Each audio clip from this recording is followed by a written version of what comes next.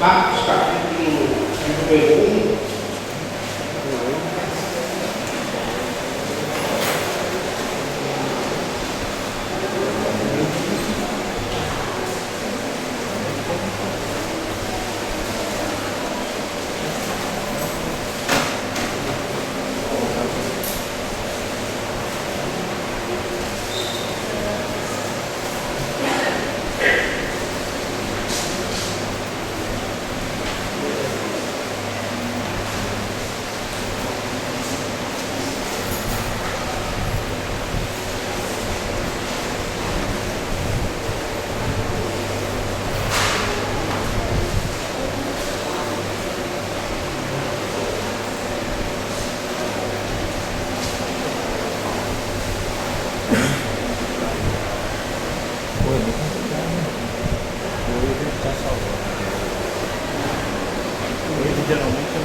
Vamos ler alguns versos iniciais do capítulo número 1.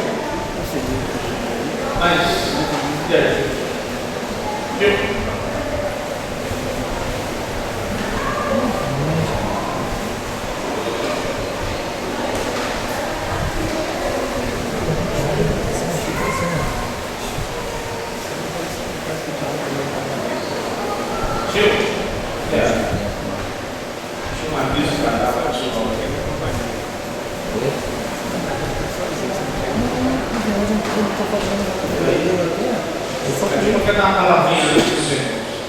Irmãos, os coristas são convocadíssimos hoje a ficarem depois do estudo para nós fazermos o nosso ensaio.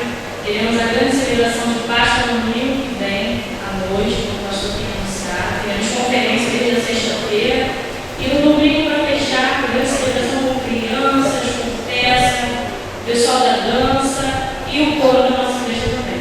Então, todos os coristas são convocados a ficar. Teremos mais um ensaio esta semana ainda. Aqueles irmãos que quiserem participar, irmão, eu não tenho voz, você fala, meu irmão. Então você tem voz, venha, deixa eu dar um jeito. Tá? Pode ficar e participar. Aqueles que não puderem ficar hoje, depois do estudo, venham e falem comigo que a gente vai ter um ensaio essa semana. Você pode ainda ter um ensaio durante a semana e poderá.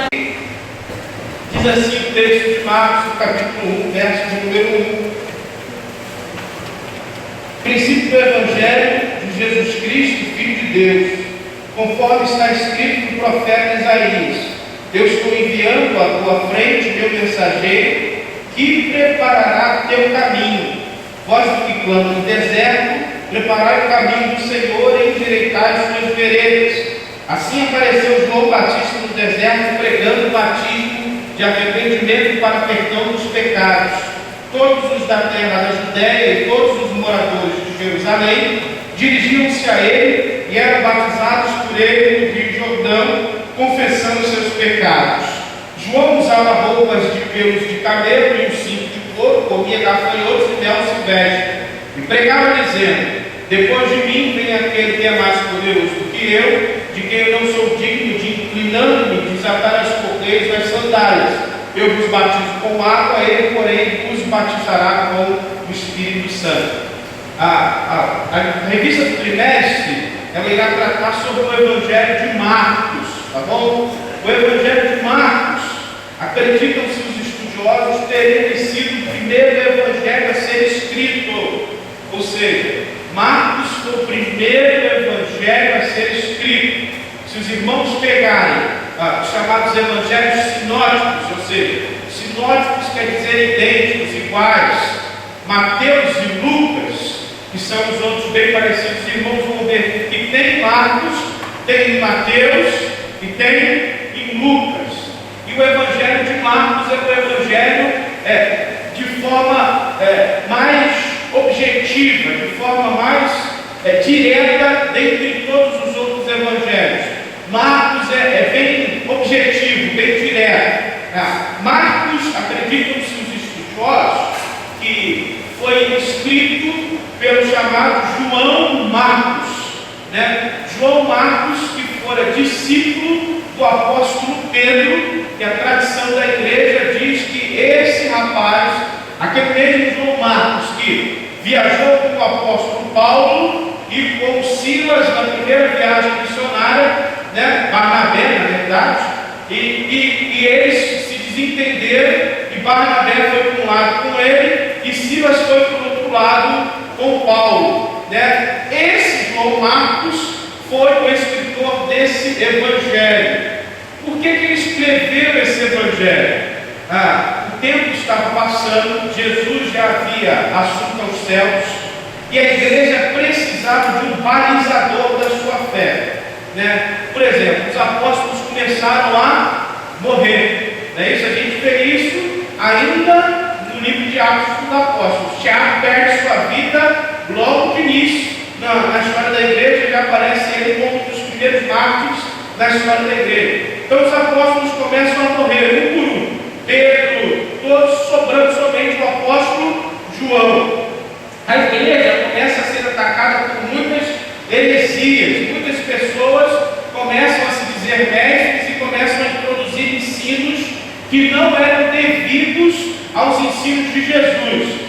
Então, o que a igreja achou por bem fazer? Criar documentos que balizassem a sua fé de acordo com o que Jesus havia escrito. E aí foi se criando algumas coisas que serviam de balizador para isso. Primeiro, tinha que ser um dos apóstolos, ou alguém que tenha sido discípulo direto deles. No caso de João Marcos, ele foi discípulo direto do apóstolo Pedro, né? Então, Pedro praticamente transferiu para João Marcos e ele escreveu o Evangelho. Esse escrito não podia contrariar todo o restante da Bíblia, não podia dizer nada que não pudesse ser balizado pelo Antigo Testamento, ou seja, uma coisa não podia contradizer a outra, né? E precisava dar um rumo à igreja, por quê? Nero, em 64, estava perseguindo a igreja ferozmente. E, por volta do ano 70, a gente sabe que houve o incêndio da cidade de Jerusalém e o templo e os cristãos foram dispersos. O templo foi destruído e os cristãos foram dispersos. Isso ficou conhecido na história como a diáspora, ou seja, a dispersão daqueles que estavam em Jerusalém e foram para todas as cidades aí ao redor. Marcos escreve o Evangelho. E como é que a gente pode assim, dizer que foi Marcos que escreveu o Evangelho?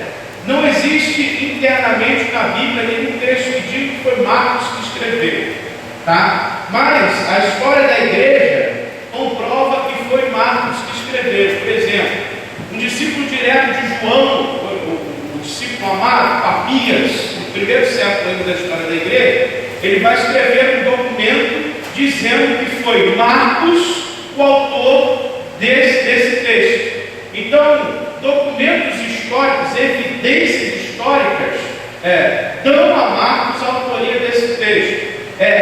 Eu estava ensinando aos seminaristas lá do seminário virtual, lá na segunda-feira passada, sobre a ressurreição de Jesus, e eu falei para eles: muitas pessoas não acreditam na ressurreição de Jesus, alegando que aquilo foi, primeiro, a alucinação dos discípulos, segundo, na verdade, uma mentira dos apóstolos, e eles têm algumas alegações em relação a isso.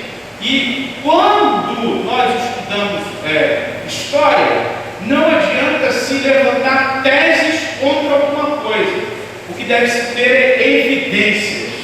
Evidência é diferente de tese, e a ressurreição é comprovada por evidências. Mais de 500 pessoas viram Jesus ressurretos, e está documentado no livro que nós temos em nossas mãos, que se chama Bíblia. E além dessas 500 pessoas que testificam que viram Jesus em 12 momentos diferentes, a gente ainda tem os historiadores ao redor do tempo, como por exemplo Flávio José, Tácito e outros mais da época, que não eram cristãos, que afirmam o que os personagens bíblicos dizem. Ou seja, a coisa é evidenciada não só pelos cristãos, mas também pelos não cristãos. E aí é evidência documentada, não é tese. Tese é tese. Como por exemplo o evolucionismo ensinado aí nas nossas escolas. A maior burrice é você aprender isso nas escolas de um modo geral, como se fosse verdade absoluta. Me perdoe se você está, é a maior burrice que existe. Porque até hoje ainda não se achou o elo perdido de Darwin e continua se procurando, e só nas instituições brasileiras é que se ensina isso como se fosse a verdade absoluta. Nenhuma academia mundial ensina mais o evolucionismo como uma coisa verdadeira, mas sempre como tese. Só no Brasil que a gente tem que engolir tudo e sem pensar da forma que é. Então, é necessário mais fé para acreditar que o homem veio do macaco, que evoluiu do macaco, porque se o homem tivesse evoluído do macaco, o homem estaria evoluindo até hoje. Então, pega o macaco, leva para casa e bota o macaco em casa e fica vendo se ele vai evoluir, meu filho. Fica lá pesquisando. É simples. São coisas, irmãos, que a gente precisa pensar no negócio. E aí precisa mais fé para acreditar nisso do que acreditar que Deus criou todas as coisas. Minha concepção. Um ateu diz norma evangélica precisa de mais fé do que um cristão. Né? Eles têm fé em não ter fé. Eles preferem não acreditar. Mas isso, irmãos, são chamados evidências, documentações. As documentações da história da igreja apontam que João Marcos foi o autor desse evangelho. O camarada aí na revista, ele diz que o evangelho de Marcos foi escrito por volta do ano 64. Existe aí algumas variações sobre isso. É difícil, quando a gente fala sobre data de escritos bíblicos, a gente apontar uma data específica. O que eu posso dizer aos irmãos é que o evangelho de Marcos foi escrito entre 64 a.C. até 67 a.C. Por quê? Porque Marcos em nenhum momento ele fala sobre a perseguição de Nero e nem sobre a destruição do muro de Jerusalém e também do templo. Ou seja, se tivesse acontecido nos tempos de Marcos, obviamente ele teria escrito. Então, e isso seria um comprovante também, uma evidência do que Nero fez pela cidade. Tá bom? Então, eu acredito, e aí a maioria dos estudiosos, que esse documento foi escrito por volta de 64 até 67, por causa da destruição do templo, que foi aproximadamente no ano 70. Marcos escreve esse evangelho estando em Roma. Por quê? Como é que se chega a essa conclusão de que ele está em Roma? Porque existem palavras no grego de Marcos, lá no original, que não é um grego koiné simples. Por exemplo, quando a gente pega a estrutura de João, do Evangelho de João, a gente vai vendo que João tem sempre a mesma construção semântica, sempre a mesma construção gramatical. As palavras, elas geralmente são as mesmas e elas só variam de forma diferente. O início do Evangelho de João, ele se repete na construção do todo capítulo 1, que é um grego muito específico. De Marcos não. De Marcos tem influências latinas, tem influências de palavras latinas. E os irmãos sabem que o latim era predominante aonde? Em Roma. Então, por isso, os estudiosos acreditam que Marcos tenha escrito de Roma, até mesmo porque a última vez que a história da igreja apresenta Pedro vivo tenha sido aonde? Roma. Roma morreu. Pedro morreu e acreditam-se que o túmulo de Pedro está em Roma, debaixo de onde hoje é o quê? Quem lembra? Oi? O Vaticano, né?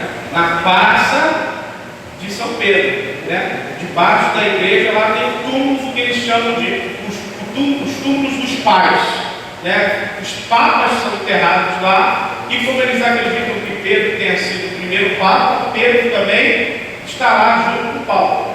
É o que eles dizem, né? Eu não posso dizer se é verdade ou não, porque o que eu estou dizendo aos irmãos, não existe evidência, é uma tese, tá bom? Então assim, foi escrito dessa forma, desse local, dessa data. O Evangelho de Marcos, ele não tem a intenção, como nenhum outro evangelho, de ser uma biografia de Jesus.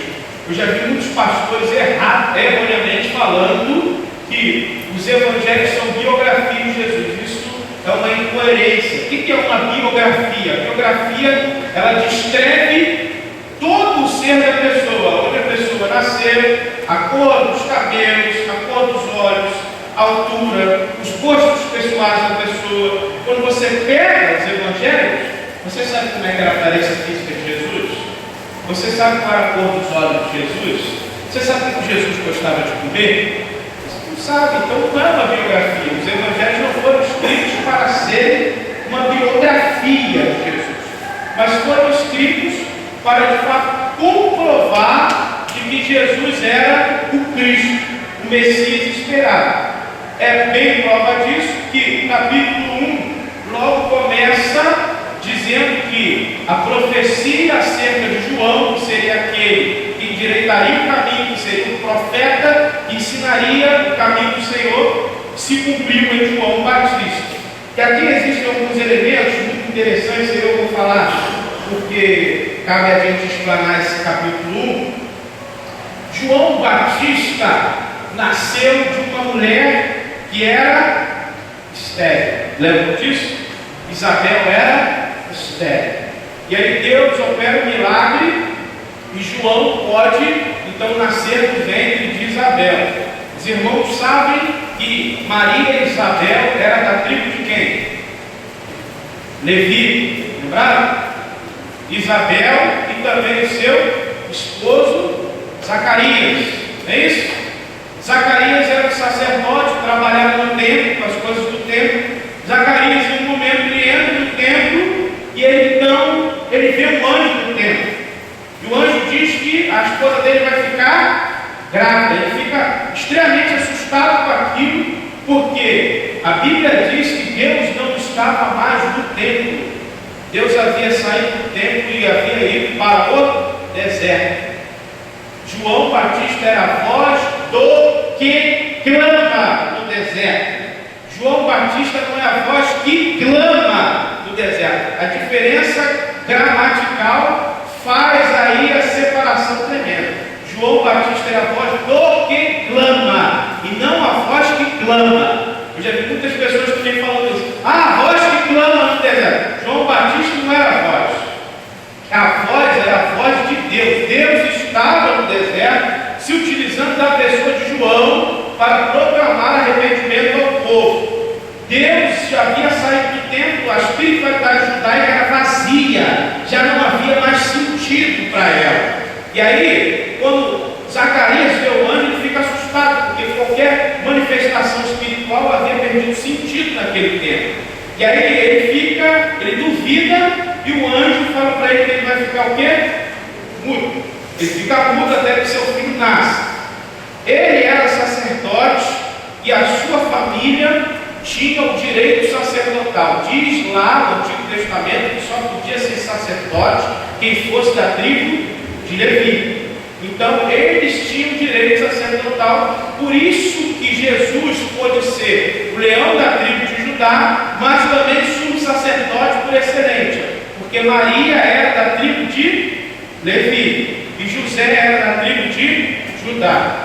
Por Maria, Jesus ganhou o direito sacerdotal e por José de ser o leão da tribo de Judá. O cumprimento da profecia messiânica da raiz de Davi, que era da tribo de Judá. Então, quando João Batista ele tem a missão de João é ser o sumo sacerdote naquele momento. Por isso que João diz: aí está o Cordeiro de Deus que tira o pecado do mundo. O João era aquele que apontaria o Cordeiro e seria o que evidenciaria o Cordeiro que iria ser imolado pela expiação dos pecados de todos. A função do sumo sacerdote era entrar uma vez no Santo dos Santos no ano, e essa uma vez que ele entrava, expiar o pecado de Israel. Era chamado pelo judeu Yom Kippur, dia do perdão, e assim o é até hoje. Mas não tem mais tempo hoje para eles fazerem sacrifício, então a coisa se perdeu, aí eles só comemoram. A ideia, irmãos, de João é que ele tinha que ser o sumo sacerdote. Todos os evangelistas narram isso como uma denúncia. Como João não podia ser o sumo sacerdote, não podia usar a estola sacerdotal, as roupas sacerdotais, João usava então roupas diferentes, peles de camelo. Como João não ocupou da preposição e das demais coisas que eram devidas ao sacerdote, ele comia então comida diferente de todas as outras pessoas, mel e gafanhoto. Muitas pessoas falam que João é um doido que vive no deserto, que anda com pé de camelo como gafanhoto. Não é nada disso. A questão de João ter pé de camelo e comer gafanhoto é uma simbologia teológica. Existe uma evidência. João está dizendo ali que ele deveria ser o quê? O sumo sacerdote. É uma denúncia bíblica, só que de forma implícita e não explícita. Então, é uma concepção teológica. João olha para Jesus e automaticamente ele diz: eis aí o Cordeiro de Deus que vai tirar os pecados do mundo. Todo o Evangelho de João e todos os demais Evangelhos, ele apontam para uma coisa que é a chave dos Evangelhos sinóticos: o reino de Deus. Sempre você vai ouvir a expressão arrependei-vos, porque é chegado o reino dos céus, ou o reino de Deus. Ali no original grego, a ideia transmitida é Basileia Theos, ou conteúdo. Basileia, reino, Theos, do grego Deus. Né? Então, reino de Deus. Mas a palavra forte não está no reino, a palavra forte é Deus. O reino é o reino de Deus. E por ser o reino de Deus, deve emanar os atributos do próprio Deus. Por isso que Jesus trabalhava a justiça social, por isso que Jesus falava em todas as esferas da sociedade e não somente de forma espiritual, como muitas das vezes a gente foi ensinado. Jesus veio trazer o reino de Deus, e o reino de Deus devia ser emanado em todas as esferas da vida humana, não somente sobre a questão pessoal e espiritual. Por exemplo, muitas pessoas estavam esperando, na verdade os judeus estavam esperando ali um salvador, dominador, autoritário, exemplo de algum general, alguma coisa desse tipo, queria tomar as rédeas de novo de Israel, do jugo de Roma, e devolver Israel à glória do tempo de Davi. Não era essa a proposta do reino de Deus. Jesus disse isso: meu reino não é nesse mundo. A ideia dos evangelistas é transmitir isso tudo. As pessoas compreendem mal o Evangelho. Por exemplo, quando a gente pega a oração do Pai Nosso, Mateus capítulo 6, né? A gente vê a oração inicia como? Pai Nosso, logo de cara. Pai, por que ele não orou meu Pai? Por que ele não orou meu Deus? Por que ele não orou o Senhor que é o meu Pai? Ele orou Pai. Nosso seminário falou muito bem aqui em cima, hoje, quando ele falou sobre a concepção de coletividade. Israel sempre teve a concepção de comunidade. Então, Jesus estava ensinando os seus discípulos a orar, estava dizendo aos discípulos: vocês, quando orarem, orem assim, Pai Nosso, entendendo que vocês vivem em comunidade. E aí Jesus continua: Pai Nosso que estás nos céus, porque a ideia do judeu é que Deus estava diretamente em um tempo, em um lugar inacessível, e esse lugar se chamava céus. Aí Jesus continua: Pai Nosso que estás no céu, santificado seja. Como é que se santifica o nome de Deus? Já pararam para pensar nisso? O nome de Deus é santo. Então, santificado seja o teu nome. O que Jesus está dizendo não é que o nome de Deus tem que ser santificado nele. Jesus está dizendo que o nome de Deus tem que ser santificado em nós. Aí ele continua: Pai Nosso que estás no céu, santificado seja o teu nome, venha a nós. Não, vamos lá. Pai Nosso que estás no céu, venha a nós o vosso, seja feita a sua, assim na terra. Aí vamos pensar: se Jesus disse que ele quer que o reino de Deus venha para esse tempo e seja feita a vontade de Deus como na terra e no céu, pensa comigo, a vontade de Deus é que tenha fome? A vontade de Deus é que tenha matança? A vontade de Deus é que tenha estupro de criança? A vontade de Deus é que tenha tráfico de drogas? Jesus estava dizendo aos seus discípulos que o reino de Deus não é somente para a salvação da alma, mas o reino de Deus implica também trazer coisas futuras para esse tempo presente, coisas que nós teremos na eternidade para esse tempo presente. Por isso a gente tem que santificar o nome de Deus em nós. Como é que santifica o nome de Deus em nós? Cumprindo os atributos de Deus na nossa vida. Um filho tem que parecer com quem? Minha mulher ontem veio falando dentro do carro, depois que a gente voltou da festa, ela veio falando: Letícia é tua cópia. Eu vim zoando ela, porque ela falou que a Letícia tem memória fotográfica. Eu falei, ela puxou alguém que eu conheço. O filho tem que puxar quem? O pai ou a mãe, não é isso? Como se nós somos filhos de Deus, nós temos que emanar o mesmo caráter de quem? De Deus. Se Deus quer que haja no mundo justiça, nós temos que emanar o quê? Justiça. Se Deus quer que o necessitado seja abrigado, nós temos que, de alguma forma, fazer o possível para que o desabrigado seja abrigado. Porque a vontade de Deus, a gente ora por isso, seja feita na terra como é. Você imagina alguém triste no céu? Você imagina alguém com fome no céu? Você imagina alguém com sede no céu? Então, a oração de Jesus emana exatamente o que os evangelhos apontam. O reino de Deus está entre nós. E a manifestação do reino de Deus entre nós se dá através dos filhos de Deus. A proposta principal dos evangelhos é emanar essa questão do reino de Deus. É nós sermos filhos do reino, sinais do reino, apontadores do reino, não somente dizendo arrependei-vos, mas emanando o caráter próprio de Deus. A igreja, por muito tempo, irmãos, cometeu grandes pecados por uma coisa que é chamada na teologia de transcendência e imanência.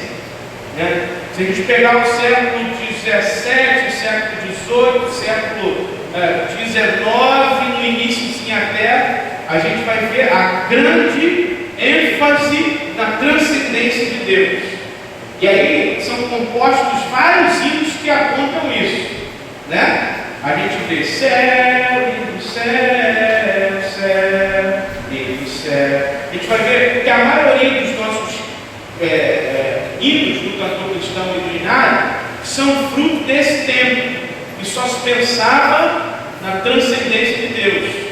Santo, santo, santo, apontando a transcendência, coisa que a gente não alcança. Século XX, século XXI, a igreja só fala sobre imanência, só fala sobre isso. O que é isso? É o tempo aqui e agora. Deus vai te restituir, Deus vai te dar em dobro, Deus vai fazer, Deus vai acontecer, o milagre vai chegar, eu vou crer, eu vou duvidar. É só isso. Por quê? Porque a concepção não é somente nem lá, nem cá, mas é também lá, também aqui. As duas coisas caminham juntas. Deus, ao mesmo tempo que é santo, que é poderoso, que é inalcançável, como diz um teólogo chamado Karl Barth, totalmente outro, alguém extremamente inacessível para nós, seres mortais, ele se fez totalmente imanente. Na pessoa de quem? Jesus Cristo. Aquele que é totalmente transcendente se fez totalmente imanente. O teólogo chamado Martinho Lutero, grande reformador, ele disse que para a gente conseguir conceber algumas questões teológicas, a gente deve fazer uma construção paradoxal. A teologia é paradoxal, você sempre tem dois extremos. Por isso que Jesus sempre se utilizou de dois extremos. Eu não vim trazer paz, mas eu vim trazer a espada. Jesus estava dizendo que ele veio trazer guerra? Não. Jesus estava dizendo o quê? Que ele veio para fazer as pessoas saírem daquele comodismo. e pensarem. Eu não vim aqui para ser mais um no meio de vocês, eu vim aqui para fazer vocês entenderem de fato qual é a proposta de Deus. Então, por exemplo, Lutero, quando escreveu uma teologia, que foi toda a sua teologia de sua vida, chamada Teologia da Cruz, ele contrastou com a chamada Teologia da Glória. A Teologia da Glória foi a concepção romana de seus dias. Por exemplo, quando se construiu a Catedral de São Pedro, estava se fazendo absurdos para ganhar o quê? Dinheiro, vendendo o morto que estava no Lábaro, que estava lá no purgatório, né? Se você desse lá tantas moedas de prata, o teu parente iria automaticamente no céu, né? Começou a se fazer um monte de absurdos desse tipo para poder construir o quê? A Catedral de São Pedro, porque a Catedral de São Pedro iria ser a manifestação da glória de Deus na vida da igreja. E isso aí Lutero chamou de teologia da glória, né? E hoje, sem saber, meus irmãos, muitas pessoas estão adeptas à teologia da glória, estão usurpando o povo, estão afamando o povo para construir coisas faraônicas que Deus nunca mandou fazer. Deus nunca mandou fazer. Sabia disso? Davi falou: Senhor, eu quero construir um templo. O que Deus disse para ele? Davi, minha ideia nunca essa. Nunca. Então, irmãos, as coisas nossas devem ser boas, devem ser bonitas, mas não devem ser para usurpação de alguma coisa que seja na glória de Deus. Nós fazemos isso para acomodar bem as pessoas, para dar às pessoas um maior conforto, mas isso não pode tomar a glória de Deus. Aí Lutero contrasta isso dizendo a teologia da cruz. É impossível conhecer Jesus sem olhar para a cruz. A cruz que é o escândalo, a cruz que é a manifestação mais horrenda da morte dos dias de Jesus, a cruz que é o escárnio para a sociedade, a cruz que é a evidência mais nefasta de um pecador publicamente, se torna a maior manifestação da glória de Deus. Então, o que Lutero fez foi paradoxo. Você viu uma coisa faraônica, um templo bonito, você diz que isso manifesta a glória de Deus? Não. Agora você tem que olhar para a cruz, a rude cruz, que lá é manifestado de fato quem Deus é. Então, o Evangelho é construído dessa forma, paradoxal, né? Paradoxo. No paradoxo, a gente consegue discernir a tensão que existe sobre essa questão. Meus irmãos, a proposta do trimestre é que a gente possa exaurir do Evangelho de Marcos ensinos práticos para as nossas vidas, coisas diretas, coisas objetivas, porque Marcos é muito mais sucinto do que qualquer outro evangelho. O quarto evangelho, por exemplo, o evangelho de João, é um evangelho totalmente diferente de todos os três outros. Totalmente. João é um cara que é totalmente diferente dos outros três escritos. Aí você pode pensar assim: pastor, mas como é que pode isso? Não é tudo Bíblia? Não é tudo palavra de Deus? Eu estou falando para você que tem diferenças um falar o que o outro fez, dizer que o outro está errado. O que eu estou falando é que existem diferenças de características, de ênfase. João não vai falar sobre o reino de Deus, João vai falar sobre a vida eterna. Vai ser o tema de João, Zoe Aionios, no grego. Zoe Aionios é uma expressão que só foi usada por João, mais de ninguém. Como também o Logos. O conceito grego de Logos era muito profundo. João diz que o Logos, a palavra, no grego, a filosofia grega platônica, aristotélica, ela dizia que a palavra era o arquétipo de todas as coisas. Arquétipo do filósofo grego era o sentido de todas as coisas. era o pontapé inicial de todas as coisas. O Evangelho de João inicia dizendo isso: ou tu arqué logos, antropóstolo, Deus. No princípio era o Verbo, e o Verbo estava com Deus, e o Verbo era Deus. O que João estava dizendo é que Jesus é a palavra e ele é o próprio arqué, o próprio sentido de todas as coisas. Sem o arqué, sem Jesus, que é a palavra, o Logos, nada do que foi feito seria feito. Ou seja, sem a palavra não tem nada sentido. Sem Jesus não tem sentido a vida. É isso que João está dizendo. Então são estruturas muito diferentes. O Evangelho de Marcos, ele é simples, ele é direto, objetivo. Ele tem por condicionamento sempre apontar para aquilo que Jesus veio fazer aqui na terra, que foi iniciar o reino de Deus. Detalhe, irmãos, o reino de Deus foi implantado, o reino de Deus está entre nós, mas o reino de Deus ainda não foi consumado. Uma pessoa, eu fui fazer uma visita essa semana e mais uma vez eu ouvi uma indagação e tem coisas que a gente não tem resposta. Um jovem me falou: por que isso aconteceu isso comigo? Porque como é que você fala para alguém sentado numa cadeira de rodas, que tinha todos os movimentos, deitado numa cama, que era ação, que era um cara extremamente ativo? Como é que você dá a resposta para uma coisa dessa? Não tem resposta. A resposta que eu dei a ele foi: Deus não criou você para isso, mas eu e você propiciamos isso a você. Em Adão, o pecado entrou e tudo foi devastado. Aí, mas como pode, pastor? Éramos 4 dentro do carro, eu era muito crente, e só eu fui acometido de tal coisa.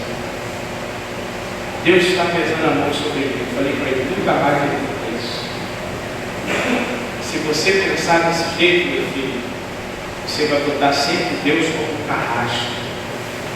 Você vai cair num grande problema. Por que Deus então não pesa a mão sobre o estuprador? Por que Deus não pesou a mão sobre Hitler? Por que Deus não pesa a mão sobre esses corruptos que estão na nossa nação? Nós somos vítimas da nossa própria liberdade, infelizmente. A nossa liberdade do Gênesis causou tudo isso que nós temos hoje. Mas Deus, por nos amar tanto, nos concede liberdade. Você é livre hoje para tomar 2 caminhos.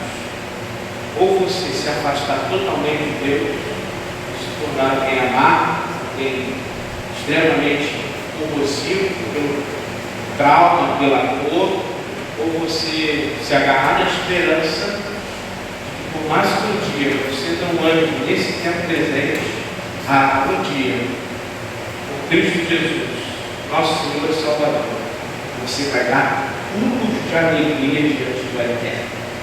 Não mais no corpo limitado, mas no corpo ressurreto.